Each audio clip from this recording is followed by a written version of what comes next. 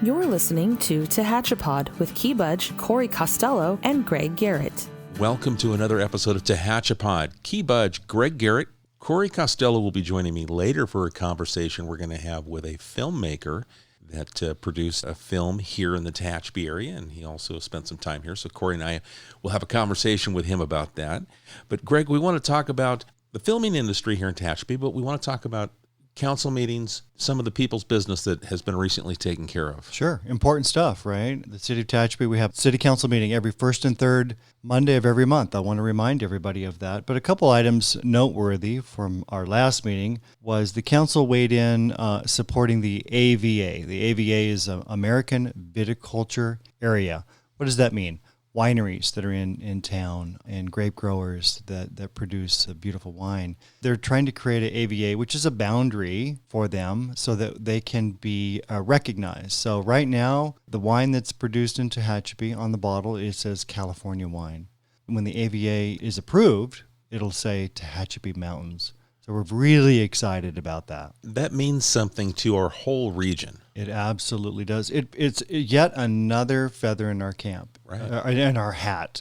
When you think of Napa or different towns, Paso right? Robles, Santa Barbara, or Blythe, right? No offense to anybody, but right. you get a visual in your head, and you want a nice visual of Tehachapi, and this is yet another example of a good thing. People working together to produce something good. And over the last couple of years, Chris and I have gone to a lot more wineries, done the wine tasting, I guess, as we've traveled a little bit around California.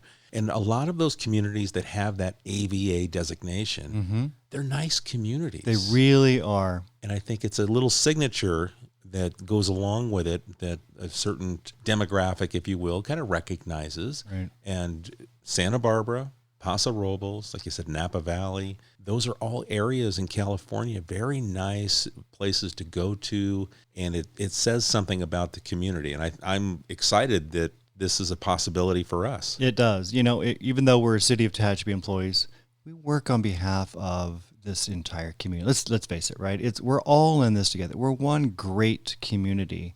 And Cliff Meredith with Stray Leaves, he's getting ready to open his tasting room in the city. But all the wineries, the vineyards, they're outside of the city of Tehachapi. But we support all of the different elements of our economy. I don't care what piece of the economy, what arm of the economy it is, we support it. And this is yet another example of the city supporting that. And I know both you and I have had the opportunity to go inside Stray Leaves while it's been under the construction phase. Goodness, yeah. It's going to be such a cool Can't wait. place to go for the wine tasting here in the future when it's all done. So custom. The bar top, the wood that was from a tree in Bear Valley that died because of the beetle, all those things. People are going to be amazed. It's going to be stunning. And to think it once was a bank. And it was empty forever, right? And thank goodness somebody had some vision putting it together. And that's going to be on the corner of F Street and Green Street, right in the heart of downtown. So another signature spot. Right. And then when we think about our supporting other wineries in the area, when people come here, they're going to stop in town. When they travel, they're going to maybe get a meal, or maybe they're staying in a hotel. But it's a destination that's very close to the city, so there's benefit to all. We have amazing restaurants downtown. We have beautiful parks, great partnership with the Recreation Parks District. So many nice things that are going on. And the development that are happening in and about. Sage Ranch is coming soon, and we've got another one on the corner of Highline and Tucker. Lots of really neat opportunities. Panda Express, they broke ground the other day at Walmart. So just really, really nice things are coming on board. And we've got the remodeling of the old restaurant that's off on the corner of Stuber and Tehachapi Boulevard that has been vacant for years. Out by the Summit, yeah. Right. And now that has been rejuvenated. So that's another one of those projects. And even our current restaurants, they're creating these outdoor dining venues. Right. And it's really opening up some different opportunities. So we don't want to discount current because the current guys are really raising the bar. Well, what's funny is with this outdoor dining experience, I hate to say it, living here, moving into the second decade, almost 20 years, we had never eaten across the street at Casaguri. But seeing the tables out there at lunchtime, Chris and I decided, let's go over. There's an open table. Let's experience something that other communities experience and you love to go to. We just never had it here really in bulk. Right. But just seeing the outdoor dining reminded me, hey, we haven't been in there. Right. And let's enjoy it. And we did. And we had a nice meal outside, street side. That outside setting really changes things because we don't have a lot of places that were typically an outdoor dining cafe. Mm-hmm. But wow, what a nice experience here in summertime in Tehachapi. Right. That's exactly right. So good stuff. Yeah. Really good stuff. I want to update everybody on the Rail Corridor Project, our safety rail corridor project downtown. A lot of progress is being made with the Union Pacific Railroad, DOD Construction, our contractor. The crossing at Hayes is just about done as of this recording. So a lot of concrete has been poured, a lot of asphalt has been laid. The railroad crossing arms have been moved. Sidewalks are in. It's really coming along nice. So Hayes will be open here soon. We'll be moving either to Green and or Denison at some point. So remember, just be safe in the construction zone. We appreciate your patience, but it's really coming along nicely. What I've really found interesting about this, because not being involved in construction projects in my career, but now getting to talk about them as they're progressed to notify the public, this one was a lot different because it involved not only the contractor that was accepted for us on our end with the bid, but we had to work very closely with Union Pacific. Oh, right. And then trying to tie schedules in together, and the work that Andrew and Jay's team has done just trying to coordinate those efforts. It's really amazing to watch from the sideline looking in. Well, the coordination is very deep. It goes into the actual trains. When are they coming through town? So they're stopping trains out in the desert and up in the valley, in the San Joaquin Valley, and scheduling them coming through the Tehachapi Pass based upon our construction schedule. So it's very deep, it's very complex, but everyone's doing a great job. It's going to continue throughout the summer, from what I understand from Jay's team, just based on, like you said, the logistics of trying to make everything work out. And then these crews that Union Pacific sends, they're bouncing around the western United States working on other projects too. So we get them for a couple of weeks, and they've got to go to a couple of weeks to maybe New Mexico or Colorado, and then they come back. Right. It's like an airline schedule, with weather. Right. How do you figure this out? And it's day by day, but Andrew is doing an amazing job coordinating all these efforts. And our inspection crew, Jason, it's just really a well-oiled machine. And that safety at the end of it is the bottom line, and what we're going to see is a much safer area for people to cross from one side of the train tracks to the other. It's going to be inviting if you end up on the north side coming to the south side, vice versa, and it's going to be ADA compliant. ADA compliant, safer, and look beautiful. Yeah. It's going to be nice. Stay tuned to our social media as we talk about closures, a little bit of detours, a little bit of inconvenience here and there. We'll try and keep you up to date as we get that information. Also want to talk about filming here in Tehachapi. We were going to have a conversation. Corey and I talked with Paul Winston, who's with Unbounded Films, his production company, and they came out here recently and filmed what they hope to be the series of a future series that's going to be picked up by someone. We had a great conversation with him. But filming here in Tehachapi is not new, but it is something that we want to talk about because we do see a lot of potential for the film industry. There's been more filming in the Tehachapi community, I think most people realize. A lot of commercials have been filmed here. Out in the Mojave Airport, they film commercials, Inyo Kern Airport. But in Tehachapi, a film crew will come for a day or two quietly. They'll obtain a permit from Kern County or the city of Tehachapi. We don't charge them anything. We just want to make sure we know they're here and we can support their efforts and everybody's safe. But it's been going on for a while, but we're really starting to kind of hit a good stride and get on the filming industry's radar. Because of COVID, they have now additional restrictions. You can't do certain things in LA County or LA City. And so they're looking a little beyond where they used to because there are more elements that we can provide. Tehachapi, we have so many great areas that it's just an outdoor studio, if you will. And we've been hosting film crews for many years quietly. It's a good thing, right? They come to town, they spend a lot of money. Right, whether they cater through the restaurants or they're running out to Witt's Office Supply and buying poster boards. I mean, they have a credit card that they spend freely, and it really adds to our economic bottom line. It's a good thing. It is a good thing, and what we'll find out in this conversation is Paul spent some time here living in Tehachapi, so it's an interesting part of that conversation. And we're not so far from, there's, 20 million people in LA, and we're only 90 minutes. Especially now, there's hardly any traffic, right? So you can get up here quick. Absolutely the truth. Well, why don't we go ahead and join that conversation that Corey and I had with Paul Winston from Unbounded Ambition Films as we talk about his project here in Tehachapi and his experience filming right here. You're listening to Tehachapi. Well, here on Tehachapi today, we've got a special guest that's calling in. He is a writer, a producer, director, and an actor, Mr. Paul Winston. Paul, welcome to Tehachapi. Thank you for having me. It's a pleasure. We got a chance, Corey and I have talked here over the past several months about the filming industry and the opportunities that come here, that Tehachapi can bring to a filmmaker. And then all of a sudden, it seems like as soon as we had that conversation... It was like the next day. Yeah. There's an article in the paper about you shooting up here in Tehachapi. Tell us a little bit about that and what brought you here to Tehachapi. Yeah, so, basically I had lived in Tehachapi for about 2 years, a couple of years ago now. It was just I would always be driving into Los Angeles, and every time that I would, come back into Tehachapi, the SS Minnow would obviously catch my eye. There's two structures there, obviously, that are all, burned up, and it just struck me as a filmmaker, and as my creative kind of wheels always are turning, it just struck me as a location. And at the time, there was nothing that I was working on that I could have used it for, but it just was always in the back of my head. Here we are shooting Nawalt, February.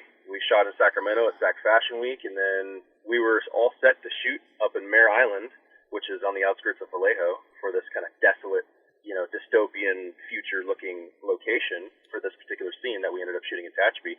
And I actually had Tehachapi on my list of locations that I presented to the team, but the Mare Island one was kind of the easier one for the production at the time, and it just made more sense for everybody, and it just had the most votes. So we were going with that. COVID hits, scheduling conflicts arise, of course, and then it was, okay, we got to go back to the drawing board. And the first thing I looked at it as was an opportunity to shoot in Tehachapi.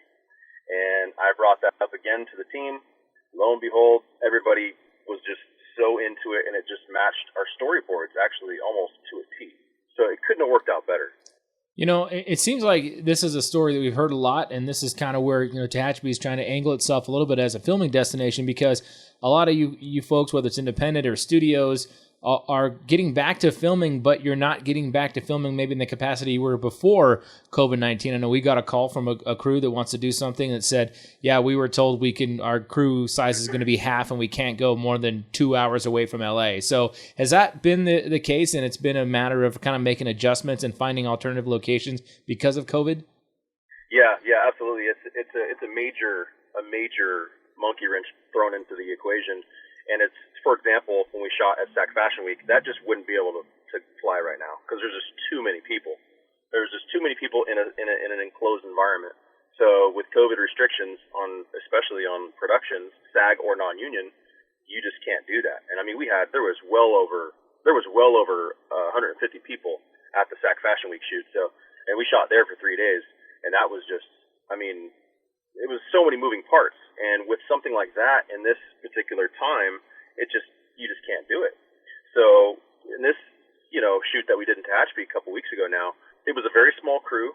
It worked out well for us because it was outside of the Los Angeles limits. And LA's got like really strict regulations on shooting.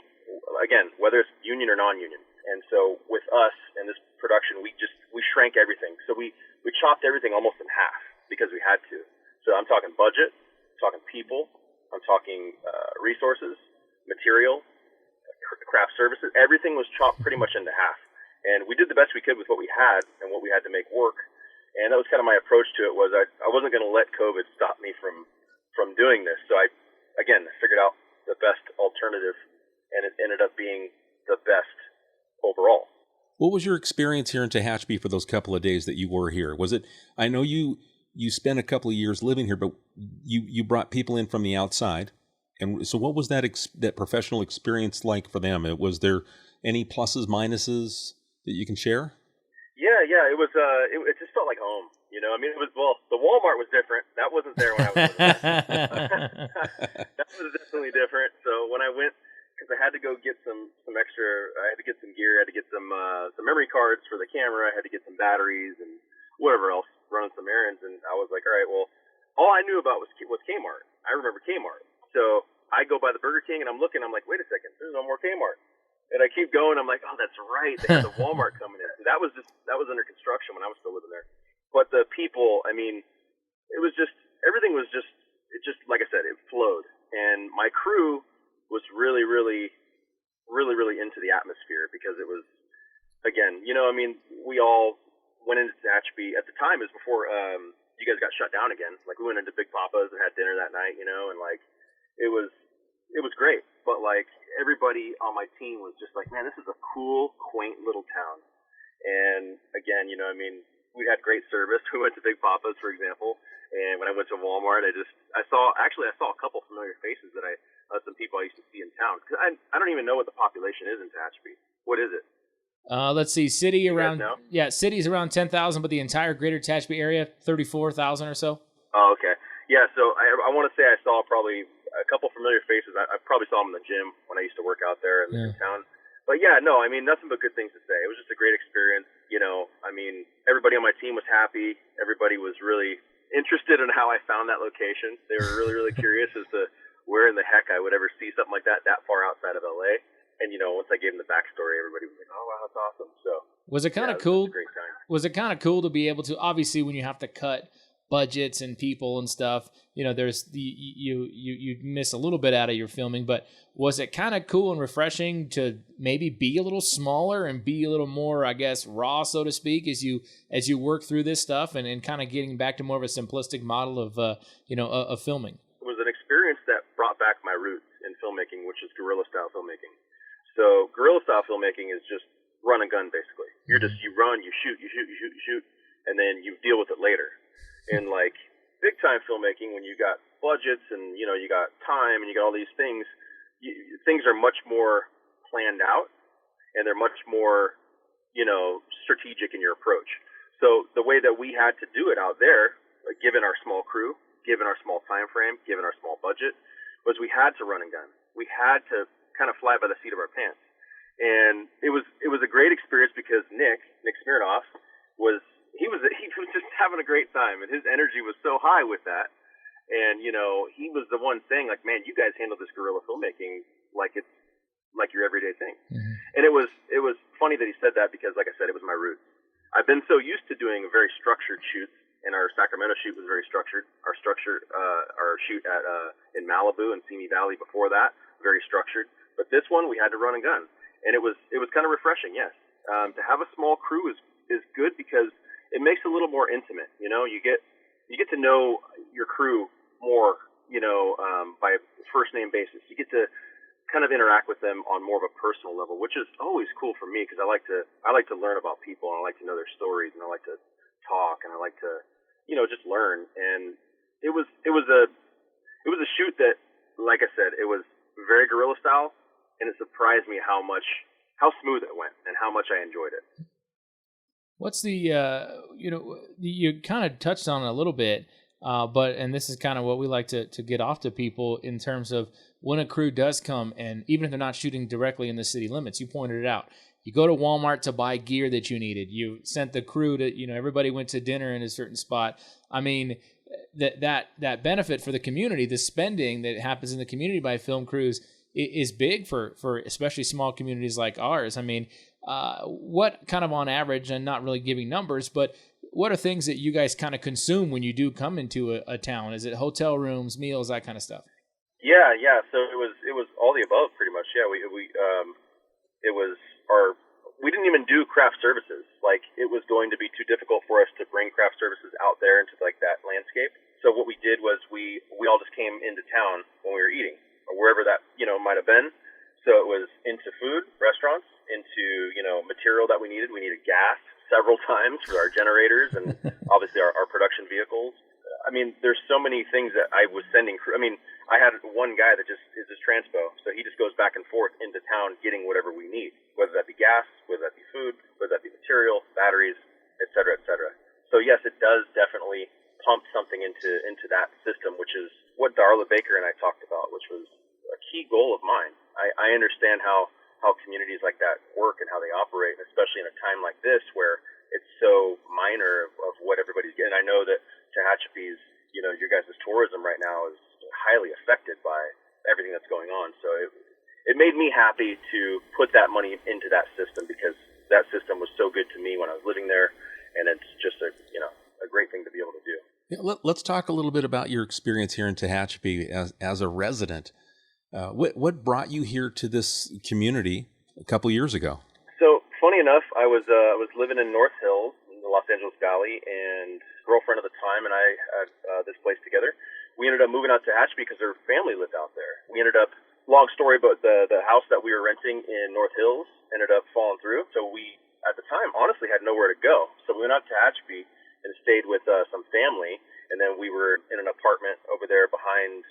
It's right across the street from Dollar General. I can't think of the grocery store that's on that Save side, Mart. but it's right behind that grocery store. We lived in apartments there, and so we stayed there, and that's what brought me there. And then at that time, I remember it was just becoming winter, so the seasons were. I was in love with the seasons because we were getting snow, and I loved the snow. So it was a great experience that circumstance brought me out there to be able to kind of enjoy that mountain town kind of small town vibe, which I am all about. I know you also embraced, when you helped out, you were doing a little coaching in youth sports, and there were some things that you mentioned to me before we started recording that really kind of stood out to you that kind of speaks about Tehachapi. Yeah. So like I said, when I first moved to Hollywood from Northern California, it was a major culture shock. And I lived right off Hollywood Boulevard, and it was culture shock beyond belief. Then when I moved out to Tehachapi, it was another culture shock, but it was a much more welcomed culture shock. And I remember the first baseball game, and I was coaching with Mike Ledesma, who's a great guy, and I was coaching my girlfriend at the time's little brother's team with Mike. And right before the game, we all lined up along the right and left field line there, and we took our hats off, and we said the Pledge of Allegiance to the flag. And it was just, I didn't even know what to make of it at first because I was so not used to doing that. And that was just, it got me. And I was really, really, that just solidified it for me. I remember that too. And I was just like, wow, this is amazing. All these kids are just out here having fun, and we're, honoring our flag and God. And it was a great experience. Got to disagree a little bit. Mike Ledesma, good guy, and the jury's still out on that. No, I'm just kidding. Mike's a great guy. Actually, we just enjoyed a few weeks back one of our local breweries together. Yeah, Mike is fantastic.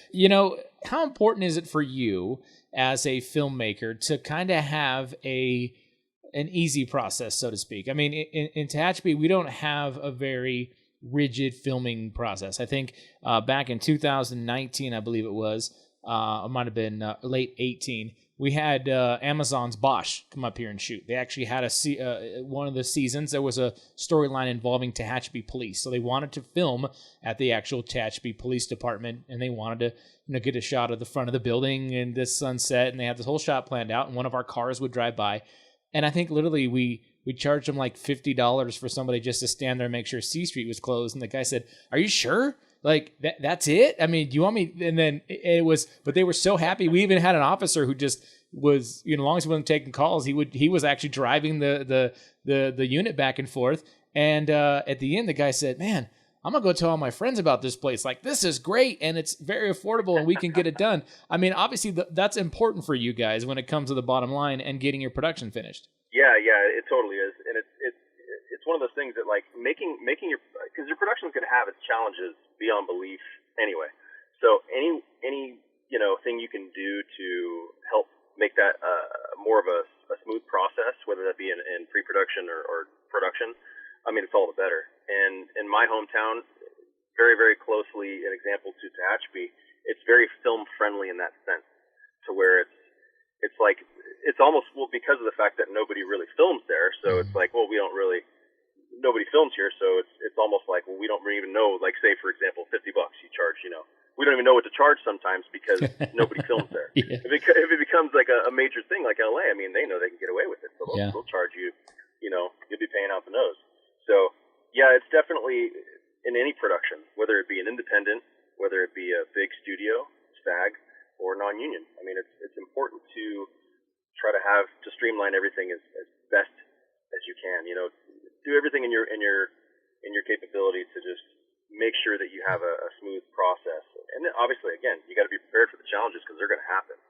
But, you know, if you lay that groundwork, you know, having a great location and you know, place like that to where it just makes that weight off your shoulders, it just helps that much more. Well, and for us, I mean, the value of the permit for us doesn't really outweigh the money that your crew spends here. I mean, that's why getting caught up in the permit details for us doesn't make any sense, because you're gonna you know, spend more money just in the same with this Amazon crew that was here. They spent more money in just a day than we could have, you know, possibly gotten out of going through a giant permit process.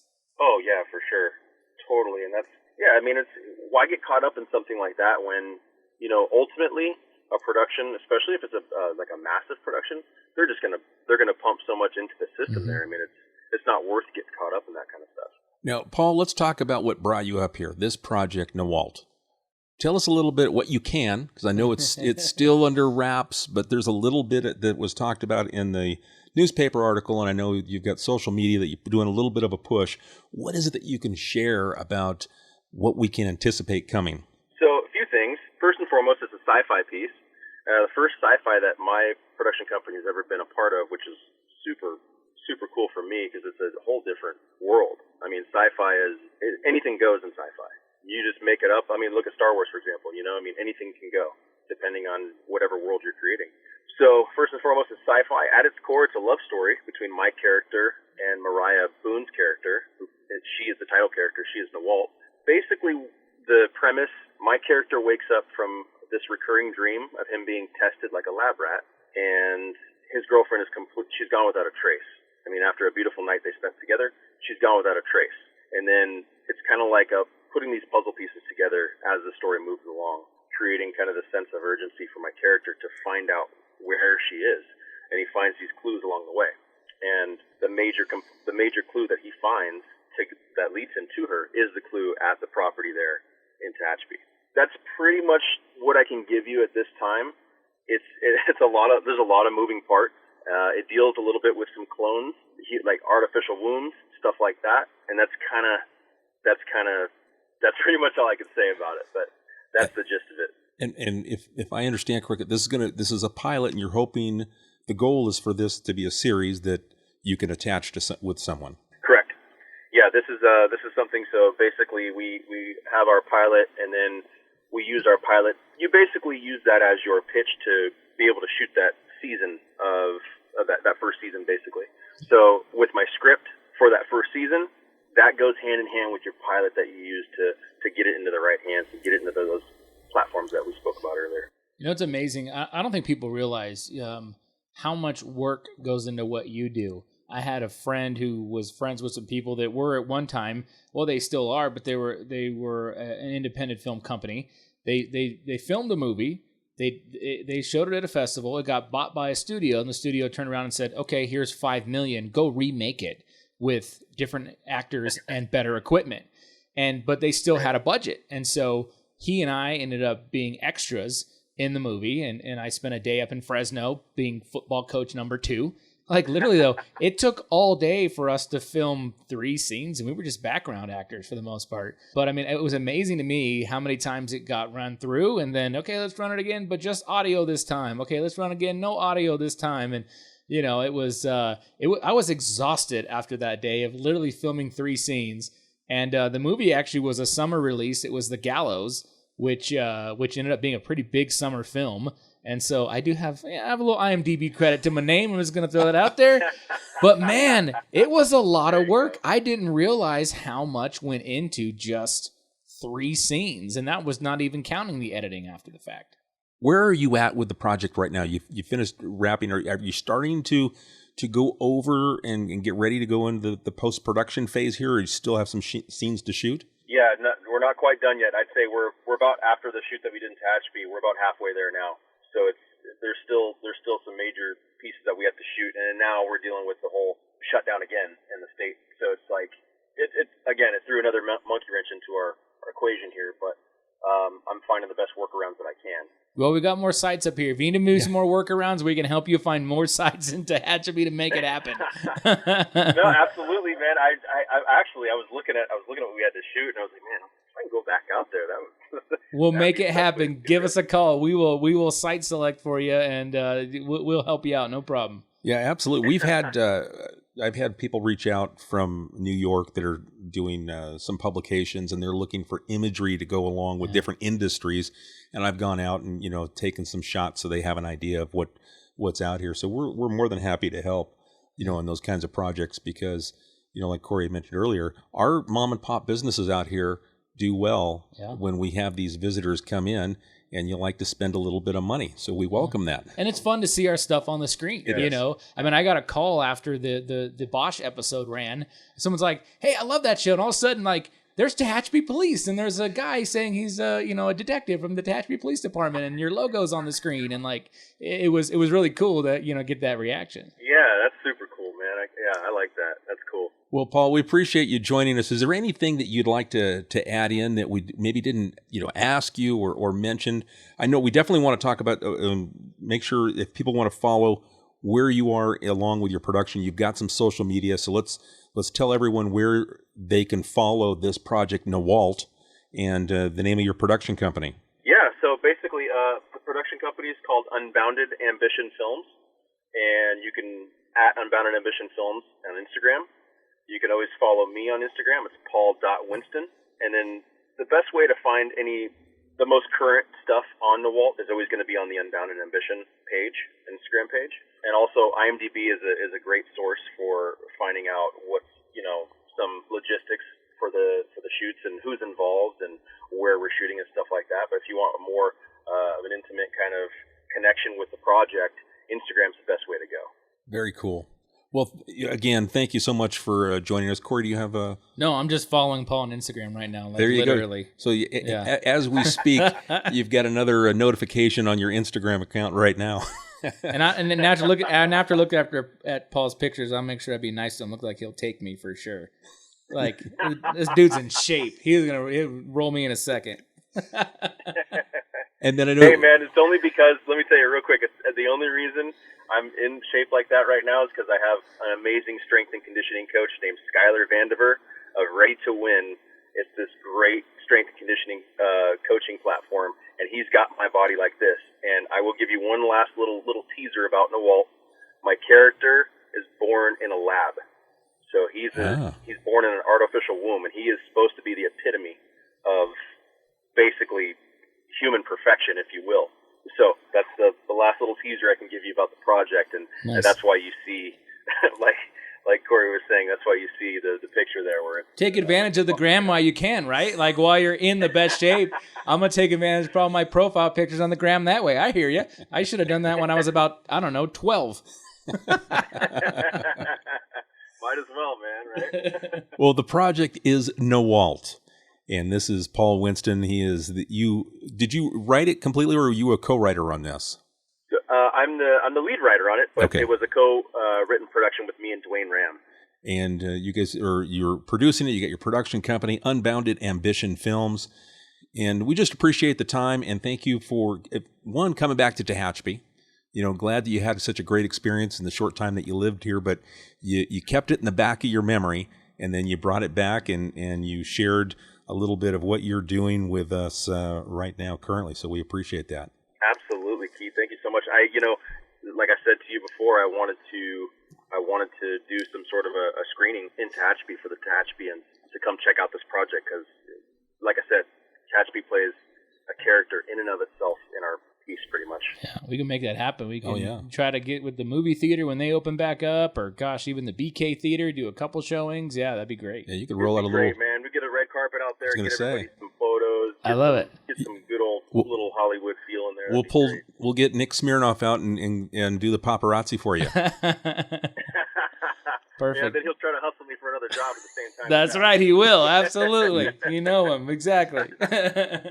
Excellent. Well, great talking with you, Paul. And then hopefully we can, when this gets a little bit further along in production and you've been optioned, we'll be able to talk further about Nawalt as it gets ready to premiere. Definitely. I will definitely keep in touch with you guys and keep you guys updated on everything. Absolutely. Thank you so Paul. much. All right, Key, Corey, thank you guys so much. It was a pleasure. You're listening to Tehachapi. Filming in Tehachapi. That was Paul Winston and his production company, Unbounded Ambition Films. His project was Nawalt, and Corey and I enjoyed the conversation. That was a great interview. You know, it's funny because Corey got a chance to talk about his film debut last year, too. Oh, yeah. There we go with the ego again, right? He's probably he'll listen to this and think, oh, my goodness, I wasn't in the office that day when Key and Greg's. Well, he was assistant football coach number 2. And I love that. Did he make the credits? You know, he says he's got IMDb. We'll have to. I don't want to have to go into IMDb and check, but I'll take his word on it as assistant football coach number 2. I'll never forget that because he had his role, and he talked about his experience. And Paul was very generous in sharing his experience here in Tehachapi, and then, you know, of course, living here. And it was funny because, of course, Paul brings up someone, and of course, Corey knows him and had just recently, got together with him. So Corey's going to want the city to start paying his Screen Actor Guild dues or something, his SAG card, you know. You know, what's funny is this is the first time Corey's not been in here for an opener and a close, because sometimes we record these at different times. Yeah. Anytime I've introduced someone to Corey's already known him for years. Oh, yeah. You know, or he says that anyway. I don't know. We'll have to verify. No, he does. He actually has been around. He knows a lot of people. And they acknowledge they've known each other for years. I mean, he grew up here, and obviously, you know, you get that small town feel. I've been here just less than 20 years, but it's nowhere near the amount of people that the two of you growing up here get a chance to know. But I always get a kick out of, why do I even bother introducing anybody to anybody? Because there's not 6 degrees of separation. That's it's right. like 2 degrees. Well, it's a small town. It is. Right? It's a small town, you know. It is. Now, hey, there's some other things that we've got coming up throughout the summer. And every Thursday, we've got a couple more Thursdays leading in through August where we've got the farmers market downtown. Right. Yep. And it's been doing very well. People are coming out. They're doing their social surprisingly distancing. well, right? Yeah. Most people wear masks, but you know the rule is 6 feet of separation. But most people wear masks. But fresh fruit, fresh vegetables, it's a good thing, right? So come on down. Yeah, local farmers are here bringing their products. Talking to Murray Farms, who's down at the bottom of 58 as you head into the Bakersfield area. I remember talking to one of the Murrays who was up here, and he had said that they had to close their tourism business down, you know, so stopping in and then all the fun stuff they have for the kids, you know, on the side of the 58 there where you can go through the corn maze and the slide and all that fun stuff. But they moved those people into their farmers market so they can go out into the farmers market. But it is keeping people employed. Yeah, for sure. And gets their product out. So they said it's really been very good for them exposing what they produce there on the farm, because they've got, I didn't realize this, and maybe you already know this, that they also have another location that's closer to the 5 freeway. I did, yeah. Yeah, and I didn't know that. But they've got the 2 separate areas and, you know, obviously large local farm. But I just thought that was interesting that they had to close down that, but they were able to move people and kind of reinvent the business. Right. You must, right? Right now, everybody's got to really open their minds and figure out how do we survive? How do we continue doing what we do? Exactly. And then moving, you know, and you think about that and we talk about reinventing. Fiddler's Crossing, you know, across the street from us, they are now doing live virtual concerts. Debbie Hand and Peter Cutler have been producing shows and bringing in talented artists into this town for years and years.